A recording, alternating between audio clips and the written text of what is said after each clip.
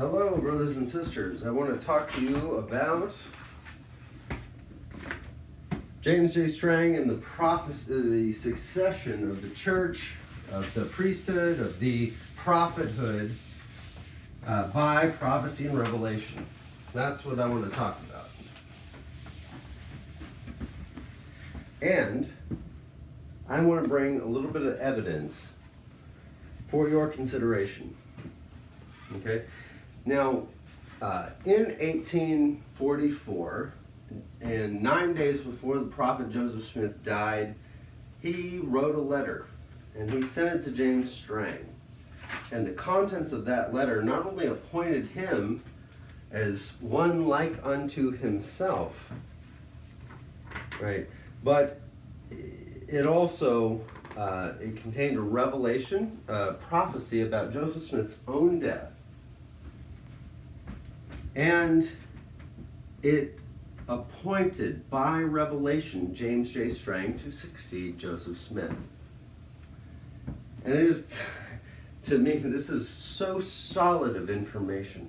So, give it your ear. If you love a love for the truth, if you care, give it an ear, right? Now, why should you consider James J. Strang as a prophet of God? Well, we have testimony, right, from the Smith family. This is a letter from Lucy Mack Smith, the mother of Joseph Smith, to Reuben Miller, a critic of Joseph Smith, somebody who of James Strang, who believed James Strang for a while, but then was persuaded by Brigham Young and joined the Brighamites, and then became a critic of Joseph Smith. He writes this pamphlet called James J. Strang Weighed in the Balance of Truth and Found Wanting, in which he offers very illogical evidences of which, he criticizes James Strang.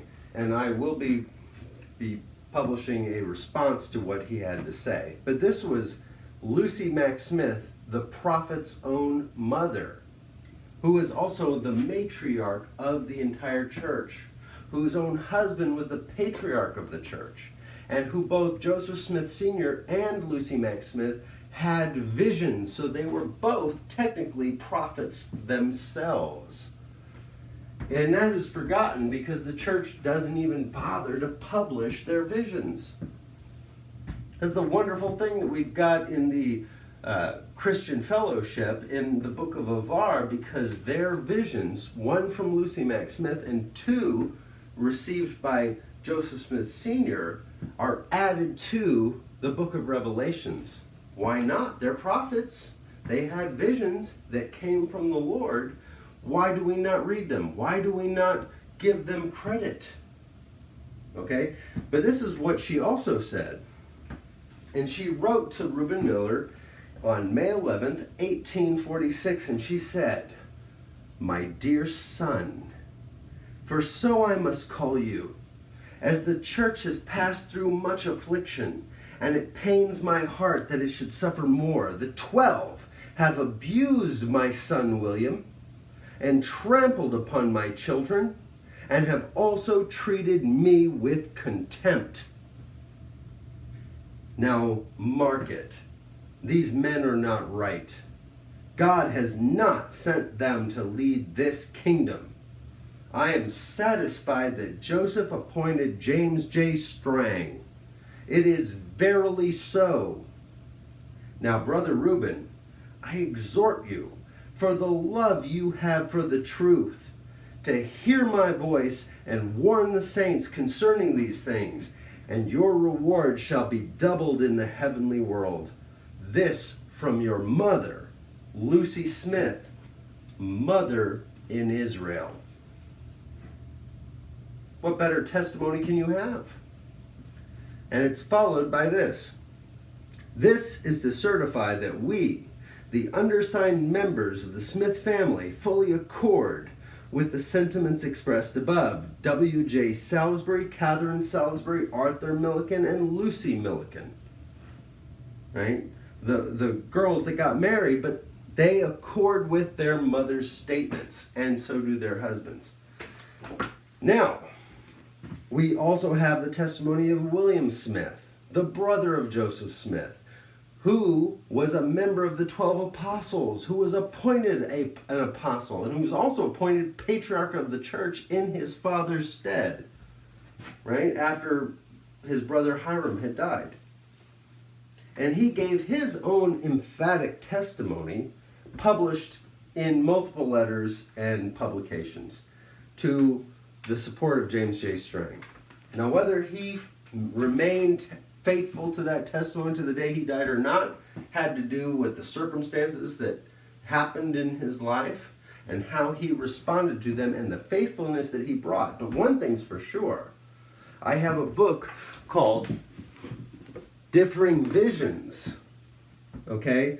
These are people that reported on those who, the dissenters in Mormon history, one of whom was William Smith, and one of the things that they said, and everybody criticizes William Smith, but the guy who wrote this said, obviously, William Smith had integrity and wanted to stay true to Joseph Smith's original vision, and that's why he came at odds with Joseph Smith III, with Brigham Young, and any other people. He wanted to stay true to what his brother revealed, and the stories about how he's a bad person and this, that, and the other are greatly exaggerated to fit the needs of those leaders in competition with him, like Brigham Young. And that's the reason why he's vilified today in Brighamism or in Utah Mormonism, because he didn't support Brigham Young, and Brigham Young would concoct stories, and in his isolated region of Utah, he indoctrinated everybody to believe these anecdotal stories that cast aspersions on the character of anyone who disagreed with him, including Emma Smith, Lucy Smith, William Smith, or anybody else. And it's for his own gain, okay? But Joseph Smith wrote a letter to James Strang called, we call it the letter of appointment, so that we designate it. But it's just a letter, but it does contain Joseph Smith's last revelation that he received 9 days before he died. Now, God had told Joseph Smith that even if he sinned, such that he lost the oracles of revelation for the church, that he would not have power except to appoint another in his stead. He was told 4 separate times in Revelation that he would appoint his successor. And if he didn't appoint his successor, what evidence do we have that he's a prophet? But we have a strong evidence that he did, and it's this letter. We know because it's been tested, it's been inspected and analyzed by non-Mormons, by a firm whose expert testimony in establishing authorship was accepted in courtrooms across the country. They were independent witness, and they looked at the letter, and today it still resides, the very same piece of paper with the message on it, and the Nauvoo postmark, addressed from Joseph Smith to James Strang before he died, is available for inspection in the Yale University Library Beinecke collection. And in that letter, not only does Joseph Smith, we have documented proof that Joseph Smith had foreknowledge of his own impending death, even if it was vague, but we also have his own testimony that James Strang would be like unto himself. Furthermore, it calls him, it said, you will be like unto the shepherd and stone of Israel. It says that twice in the letter, designating Joseph Smith as the shepherd and stone of Israel. A phrase that was not applied to Joseph Smith by the majority of Mormons for decades after his death. So we have to wonder, how did somebody in 1844 know to apply that or to call Joseph by that designation? But he also says, I have long felt that my present work was almost done, and that I should be soon called to rule a mighty host. But something whispers me it will be in the land of spirits, where the wicked cease from troubling and the bands of the prisoner fall off. My heart yearns for my little ones, but I know God will be a father to them, and I can claim face to face the fulfillment of promises from him who is a covenant-keeping God, and who sweareth and performeth and faileth not to the uttermost. So confidence. He says, the wolves are upon the scent, and I am waiting to be offered up, if such be the will of God.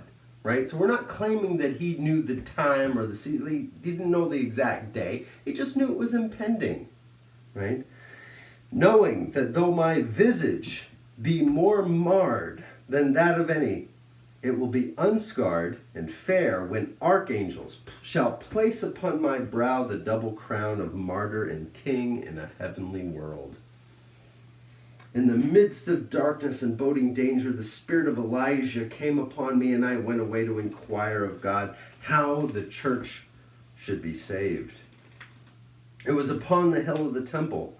The calm Father of waters rolled below, changeless and eternal. I beheld a light in the heavens above, and streams of bright light illuminated the firmament, varied and beautiful as the rainbow, gentle yet rapid as the fierce lightning. The Almighty came from his throne of rest. He clothed himself with light as a garment. He appeared, and moon and stars went out. The earth dissolved in space. I trod upon air and was borne on wings of cherubims. A typical grammatical mistake that Joseph made. Okay, cherubim is already plural. Cherubims is redundant. The sweetest strains of heavenly music thrilled in my ear, but the notes were low and sad, as though they sounded the requiem of fallen prophets. I bowed my head to the earth and asked only wisdom and strength for the church. The voice of God answered, my servant Joseph, thou hast been faithful over many things, and thy reward is glorious. The crown and scepter are thine, and they wait thee. But thou hast sinned in some things, and thy punishment is very bitter. The whirlwind goeth before, and its clouds are dark, but rest followeth. And to its days there shall be no end. Study the words of the vision, for it tarrieth not. And now behold, my servant James J. Strang hath come to thee from far for truth, when he knew it not, and hath not rejected it, but hath had faith in thee, the shepherd and stone of Israel. And to him shall the gathering of the people be. For he shall plant a stake of Zion in Wisconsin, and I will establish it. And there shall my people have rest and peace, and shall not be moved. For it shall be established on the prairie on White River, in the lands of Racine and Walworth. And behold, my servants James and Aaron shall plant it, for I have given them wisdom. And Daniel shall stand in his lot, on the hill beside the river, looking down on the prairie, and shall instruct my people, and shall plead with them face to face. Behold, my servant James shall lengthen the cords and strengthen the stakes of Zion, and my servant Aaron shall be his counselor, for he hath wisdom in the gospel, and understandeth the doctrines, and erreth not therein. And I will have a house built unto me there of stone, and there will I show myself to my people by many mighty works, and the name of the city shall be called Vori, which is, being interpreted, Garden of Peace.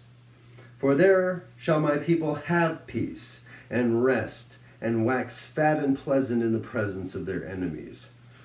But I will again stretch out my arm over the river of waters, and on the banks thereof shall the house of my choice be.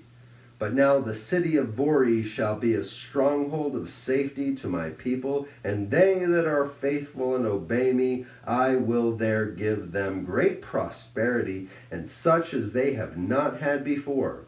And unto Vori shall be the gathering of my people, and there shall the oppressed flee for safety, and none shall hurt or molest them. And that came true. They were never chased out of Vori, like they were in almost every other city. They weren't hurt or molested. And the city still stands, and there are still a few people faithful to these revelations. And by this they shall know that I have spoken it. The people there and the owners of the land shall show kindness to them, for great calamities are coming upon the church, and such as have not been. And if they scatter, the ungodly of the world shall swallow them up. But if they gather unto my city of Vori, there will I keep them under the shadow of my wings. And the cities from whence my people have been driven shall be purged with a high hand. For I will do it, and my people shall be again restored to their possession. But dark clouds are gathering, for the church is not yet wholly purged.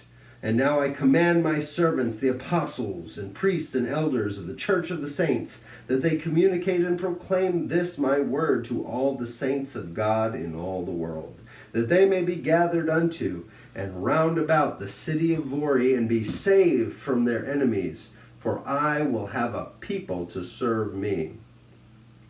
And I command my servant Moses Smith, that he go unto the saints with whom he is acquainted, and unto many people, and command them in my name to go unto my city of Vori, and gain inheritances therein. And he shall have an inheritance therein, for he hath left all for my sake. And I will add unto him manyfold if he is faithful, for he knows the land, and can testify to them that it is very good. So spake the Almighty God of heaven, thy duty is made plain, and if thou lackest wisdom, ask of God, in whose hand I trust thee, and he shall give thee unsparingly. For if evil befall me, thou shalt lead the flock to pleasant pastures. God sustain thee. And Joseph writes a postscript. P.S. Write me soon and keep me advised of your progress from time to time. Okay. So clearly Joseph Smith did not know the hour of his death. He knew it was impending, and he didn't know if he had days, weeks, or months left on this earth.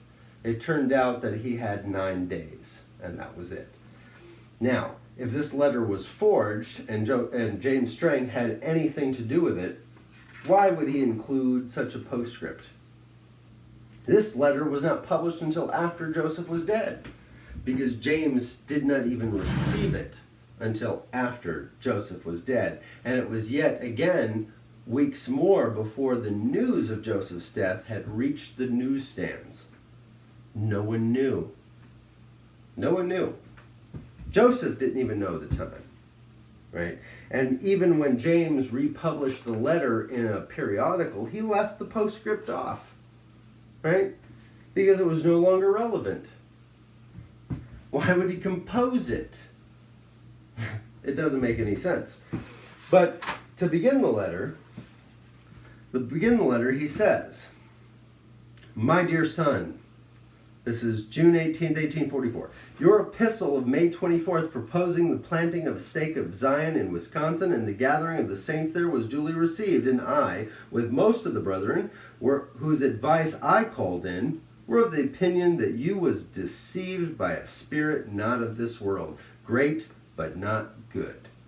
I want to comment on what he says there, because it's classic Joseph Smith language. He wasn't great at grammar. You was deceived. No, you were deceived, right? James J. Strang had a little bit higher education. He wouldn't use the word, but Joseph Smith said it all the time. You was deceived. He got it wrong in a grammar sense. You know, that's a mark of authenticity that this letter came from Joseph. You have to create a whole conspiracy to think that James, who barely knew Joseph at all, had planted that grammatical mistake in the letter in order to increase its authenticity. But some do, right?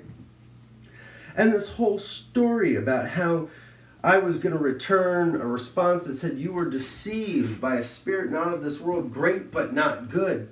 This is dramatic language, classic of Joseph Smith. But, oh, the littleness of man in his best earthly state, he writes. Not so the will of the Almighty. God hath ruled it otherwise, and a message from the throne of grace directed me as it hath inspired you. And the faith which thou hast in the shepherd, the stone of Israel, hath been repaid to thee 1,000-fold, and thou shalt be like unto him. But the flock shall find rest with thee, and God shall reveal his will concerning them. Okay, let's unpack that. This drama is very Joseph Smith. Why would somebody who wanted to set themselves up by a letter even delve into the realm of you were deceived by a spirit great but not of this world? Doesn't make any sense at all, right? But it's classic of Joseph Smith to say these things. Understand, he is confessing his own shortcomings and saying that Joseph himself was the one deceived, right? He said, oh, the littleness of man in his best earthly state. He's criticizing himself and humbling himself, saying, hey, when I used my carnal mind and looked at the plan you sent me, which he had asked for, by the way, as he had asked many other people to report on various areas so that he would know where to send the saints, right? He said that his carnal mind was misled and he trusted his counselors. But, oh, the littleness of man in his best earthly state, not so the will of the Almighty. So God is giving a revelation that defies Joseph Smith's own mental exercise. He said, Hiram favored the project.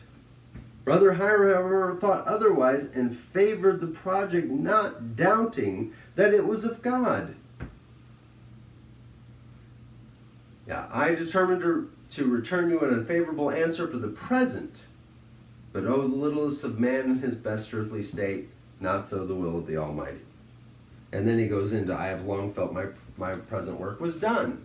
Right? So we have a prophecy, a concrete prophecy. Now, we already believe that Joseph Smith knew and had made statements to other people that he was soon to be offered up, right? But those come as hearsay from people who reported on what he said after Joseph had already died. Here we actually have a document that Joseph wrote in writing, and it is mailed from Nauvoo to Burlington, Wisconsin.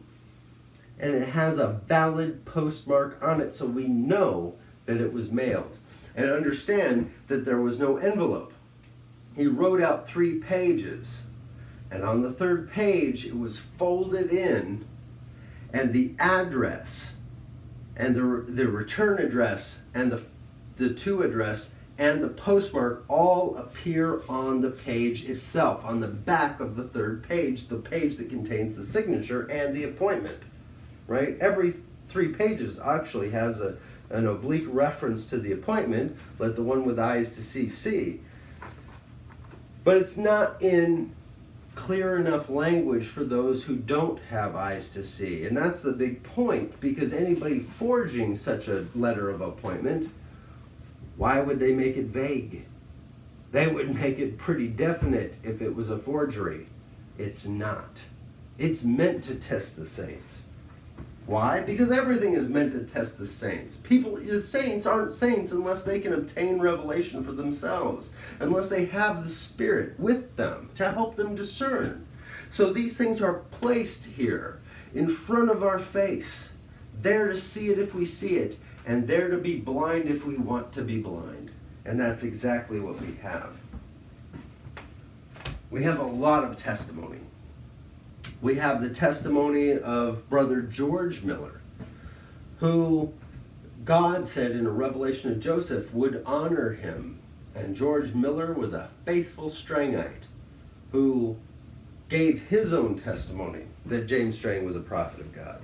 We have William Smith, apostle of the 12. We have John E. Page, another apostle of the 12. Did they remain with him all his life? No. But did we have many apostles called by revelation under Joseph Smith who also fell away because they're human? All of the witnesses, for instance. Okay, so we also have the testimony of the last remaining apostle of James Strang,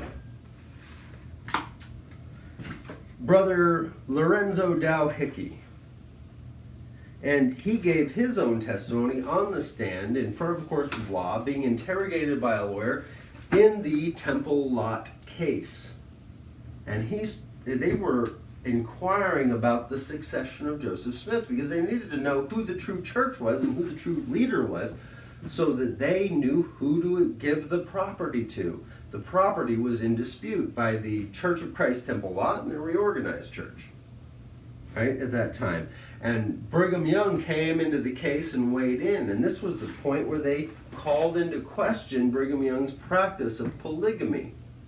And they said, is this authentic to the church? And Brigham Young had a need at that time to prove to not only the court but the public that his practice of polygamy was endorsed by Joseph Smith, even though everything on record said that Joseph Smith did not endorse it whatsoever. Right? He didn't just own up and say, hey, you know what? I'm the president of the church. I'm the leader of the church. I got a new revelation. It says polygamy is okay, and I received it. And here's the revelation that you can read it for yourself and take it before the Lord and test it. He didn't do any of those things. Right? So they had to weigh in on who the true successor was. And they had to weigh in on whether or not this topic of polygamy is a doctrine of the church and whether Joseph had any part of it at all. And they concluded that there was zero evidence that Joseph Smith either taught polygamy or practiced it in secret. All they had was hearsay testimony from people who had a vested interest, right? So they're not just objective witnesses. They're testimony that from people who are trying to prove their tradition with Brigham Young, under whose authoritarian leadership they lived, especially as his wives, okay? They had a reason to lie. And the court said, all we have is your testimony, and it is hearsay. That's how courtrooms work. We don't just take hearsay, but that's what they had. Now, Lorenzo Dow Hickey did support Joseph Smith III. Why? Because he supported James Strang, and James Strang received revelation about Joseph Smith III. Okay? And James Strang had personally laid hands on Joseph Smith III's head and appointed him to be the patriarch of the church in the stead of his uncle William and his grandfather Joseph Smith Sr., right? And indicated by inference to other people by talking that he could one day lead the church, right, in James's absence. So Strangites fully expected Joseph Smith III to stand up as the leader of the church, as a prophet, seer, revelator, potentially a translator, right? But he never did stand up in the full aspect of the prophet the way that Joseph Smith Jr. and James Strang did. He never got to translate records. He had very minimal contact with angels. Okay, he had revelation, but isn't a patriarch of the church also a prophet and able to receive? Is he also a revelator? They can receive revelations, of course, right? Not questioning his revelations, but they are calculated for the disposition of the church to whom they're directed, right? Now, Lorenzo Dow Hickey, when he stands up and he's talking about these things, and he talks about polygamy, and he assures that James J. Strang never taught or even thought polygamy was correct before he translated the book of the law of the Lord. And he testifies his knowledge, and he says that Strang never published anything about polygamy until after he translated these plates. So far as I know, Mr. Strang did not know anything about polygamy before that time. Strang never believed in polygamy until that time. And when he translated the plates and found out that they taught polygamy, he threw the whole thing on the floor and said he would not go any farther with it. I said in my direct examination, Strang never believed in polygamy until after he translated the plates, and he did not believe it until the Lord knocked it into him by main strength and awkwardness. Okay. Now he also goes on to testify about Joseph Smith III. He says, from my standpoint and criticism, which I have made of the successorship of the highest presiding officer that was in the church that I was baptized into, was young Joseph Smith. Joseph Smith, the present president of the Reorganized Church of Jesus Christ of Latter-day Saints. I do not claim that Joseph Smith is president of the church by virtue of the appointment of the Lord. He is the president of the church by virtue of an ordination he got under the hands of Strang, and in no other way. Now that is the way I know it to be, and you have got it right straight. The leadership of the church descended to Strang after the death of Joseph Smith, and now Joseph Smith III succeeded Strang by virtue of the ordination of Strang, which means, by the way, that Joseph Smith III submitted to an ordinance by James Strang and received that ordination and its subsequent revelation. And later on, when he stood up to lead the RLDS church, who were very anti-polygamy, and he himself became anti-polygamy, especially because he had no belief that his father practiced it in the first place, and it was accused against his father by the Brighamites, and he wanted to distance himself from all polygamy. All he had to do was remain silent on this ordination, to remain silent that he ever trusted James Strang and believed James Strang to be leading in his father's stead and capable of administering just such an ordinance. But the fact is he did. The fact is he did. Now, this is from the court report. This is the Temple Lot case obtained from Price Publishing, who are the RLDS Church today, not Strangites. That is an untampered with testimony. Now, from the same source, Price Publishing, I obtained the memoirs of Joseph Smith III. Okay, 1832 to 1914. This is the words of Joseph Smith III himself, who has no reason to lie, and who doesn't have a full comprehension of what these things mean, but he relates an account, a memory of when he was in Missouri as a young boy, and an angelic minister who came to him and gave him a revelation. And this is his report in his own words. He says, there comes to mind a circumstance which occurred about this time, which was attended by some degree of mystery.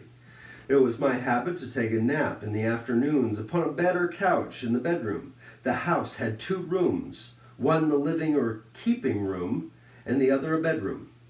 Into this latter, the door leading from the keeping room opened inwardly opposite a window in the end of the building. My mother was washing, probably laundry, in the larger room, and I, lying upon the bed in the chamber, was awakened by someone coming through the door and across the room past me.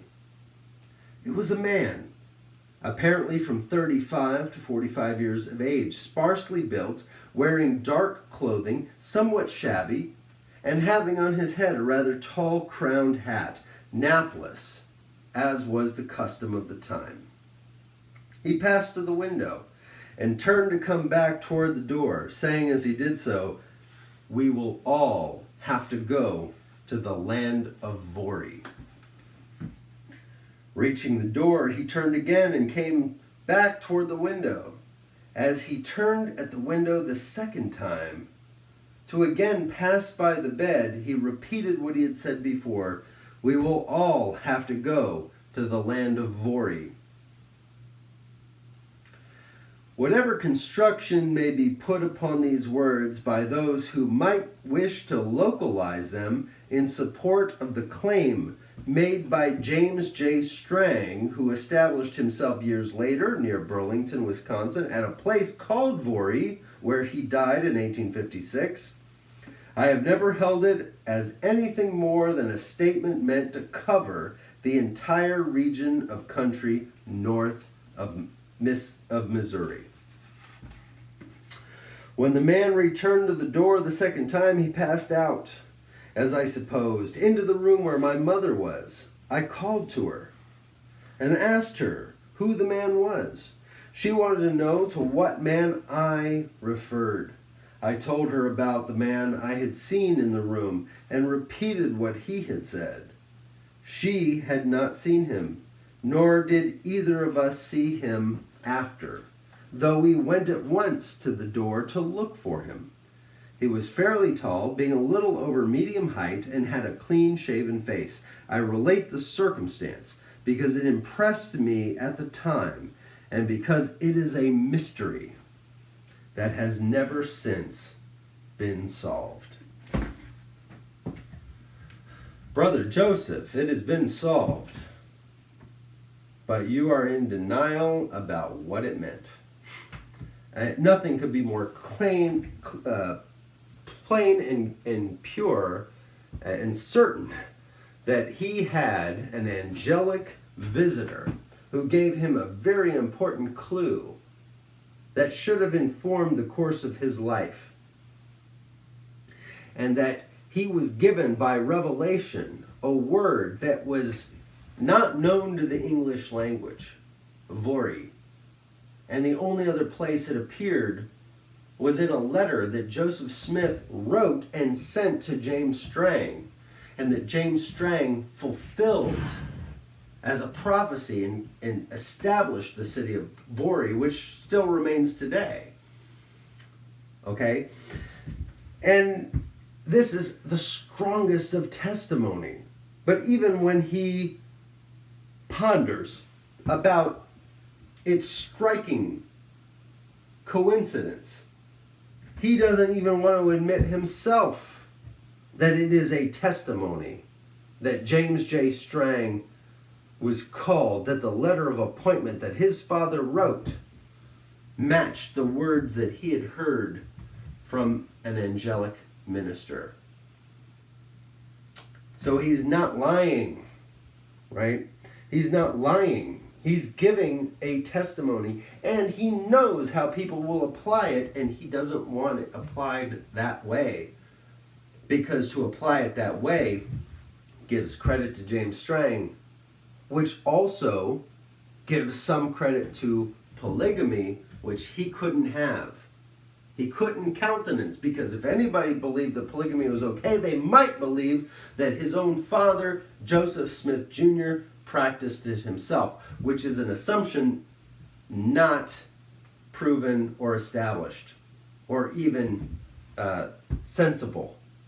One doesn't have to do with the other. But that is verily why Joseph Smith III ended up not, in the end, believing in the book of the law of the Lord and believing in the ministry of James Strang. That's why, instead of being the Church of Jesus Christ of Latter-day Saints, they became the Reorganized Church of Jesus Christ of Latter-day Saints, essentially calling James's ministry a disorganized period. Even though they stole away most of James's followers, the Strangites, who took Joseph Smith III based on their own belief in the revelation of James. And that's why they never rose in numbers to rival the Utah church, because, first of all, they weren't ever claiming to be the Church of Jesus Christ of Latter-day Saints. They advanced that they were the reorganized Church of Jesus Christ of Latter-day Saints, which from a marketing perspective makes them sound like they are unofficial and a schismatic group, even though the court in the Temple Lot case declared that they were the legitimate heirs. But they were always fighting an uphill battle, and it was because they lacked the faith to accept the word of the Lord from Joseph Smith in his last revelation, and from his successor James J. Strang, and from the translation of the book of the law of the Lord, which he delivered by divine means, testified to by witnesses who handled the plates, 7 of them, and 4 of them who dug up the Vori plates, and testified in most certain terms that they obtained them through what could only be divine means. 11 witnesses who never recanted their testimonies about those plates. And revelations which remain today for you, dear listener, to take before the Lord with integrity and authenticity and plead with him to show you the truth. Without fear, right? Without the fear that Joseph Smith III had, that some fact might cast aspersions or stain upon his father or his family. Without the judgments of Gentiles who believed in Western concepts of more social mores, right? Without fear of judgment, without the persecution of Gentiles who are going to persecute the truth. Blessed are you if you are persecuted for the sake of truth, because so they did to the apostles and prophets before you, and so they did to your Lord. We can't, and every RLDS person today who's not in the Church of Christ will testify, it's better to deal with their persecution than to conform to their ways in order to avoid it. Because then we are corrupting our tradition, we're doing violence to the truth, and we fall away into apostasy. So that is my testimony. I know that the book of the law of the Lord is true. I know that the revelations of James Strang are true, and of Joseph Smith, including his last one appointing James J. Strang. Now, I do support and believe in the revelations of Joseph Smith III and his successors. But as Lorenzo Dow Hickey, the apostle of the Lord, has said, that Joseph Smith III was not a prophet on the same par as his father and James Strang were, but he could have been. He could have been if he was more faithful in all things, but he had some sin because he feared man and not God. He could have translated records. He could have been that shepherd to stand in that place, and we would have had no disorganized period, and we would have had a stronger, more unified church, and we could have built Zion before now.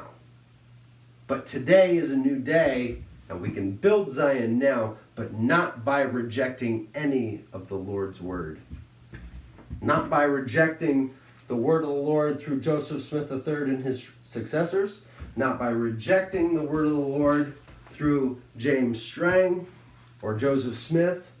Nor by rejecting the word of the Lord from the apostles in... right here. Word of the Lord brought to mankind by an angel. The apostles in the Temple Lot Church and in other branches of the Restoration. Because in their state of apostasy, wherever they were, and in God's infinite mercy and grace, He has gifted them with continuing revelation, trying to prepare them for the day that He could lead them all back so that there is one fold and one shepherd. Pray about it. May that be our future. May we establish Zion. I pray in the name of Jesus Christ.